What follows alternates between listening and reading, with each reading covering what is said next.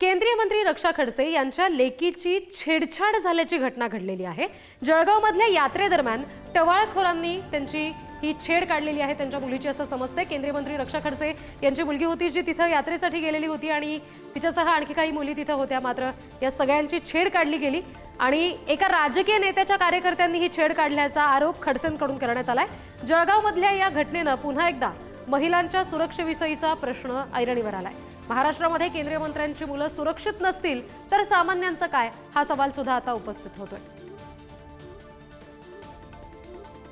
कायदे आहे पण त्याच्यावर ऍक्शन कंटिन्यू घेणे किंवा त्याला कोर्टाच्या माध्यमातून सुद्धा बेल न मिळू देणे अशा स्ट्रॉंग पद्धतीने याच्यावर ऍक्शन घेतली पाहिजे। तो कोणाचा जवळचा आहे आणि मी असं म्हणते की तो माझ्या जरी जवळचा असेल किंवा कोणाच्या जरी जवळचा असेल, शेवटी मुलींचा आणि महिलांचा इथे विषय आहे। तो माझ्या जरी जवळचा असेल तरी त्याच्यावर ऍक्शन झाली पाहिजे किंवा कोणाच्याही जवळचा असेल, कोणत्याही लोकप्रतिनिधीचा असेल तो जवळचा, त्याचा विचार न करता त्याने ज्याने गुन्हा नोंद केलेला आहे त्याच्यावर ऍक्शन झाली पाहिजे।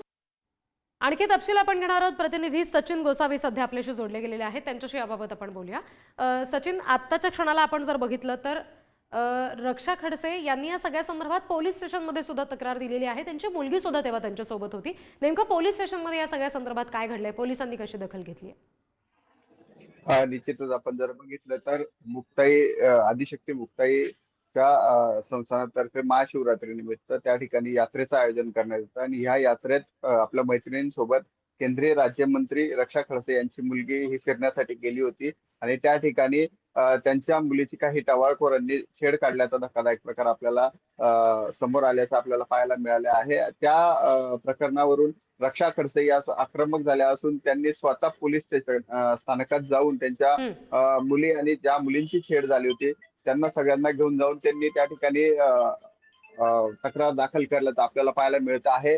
रक्षा खडसे यांच्यासोबत मोठ्या संख्येने समर्थक देखील आपल्याला पाहायला मिळाले आहे आणि एकंदरच जर मंत्र्यांची मुलगी सुरक्षित असणार तर इतर मुलींचा काय, असा संतप्त सवाल त्यांनी त्या ठिकाणी उपस्थित केलेला आहे आणि तात्काळ तक्रार दाखल करून ह्या जे टवाळखोर आहे त्यांच्यावर कठोर कारवाई करण्याची मागणी देखील केली आहे। रक्षा खडसे यांनी मुक्ताईनगर पोलीस स्थानकात गेल्यानंतर पोलिसांनी तक्रार ही दाखल केलेली आहे आणि कोणत्या प्रकारचे गुन्हे दाखल करायचे या संदर्भात पोलीस वरिष्ठ अधिकारी त्या ठिकाणी आले असून आता लवकरात लवकर गुन्हे दाखल करण्याची प्रोसेस देखील त्या ठिकाणी सुरू आहे आणि निश्चितच हे जे आरोपी आहेत ज्यांनी छेड काढलेली आहे त्यांना लवकरात लवकर अटक करून त्यांच्यावर कायदेशीर कारवाई करण्यासंदर्भात आता पोलिसांनी पुढील भूमिका घेतल्याचं देखील आपल्याला पाहायला मिळत आहे। जी सचिन, धन्यवाद या सगळ्या तपशिलांसाठी।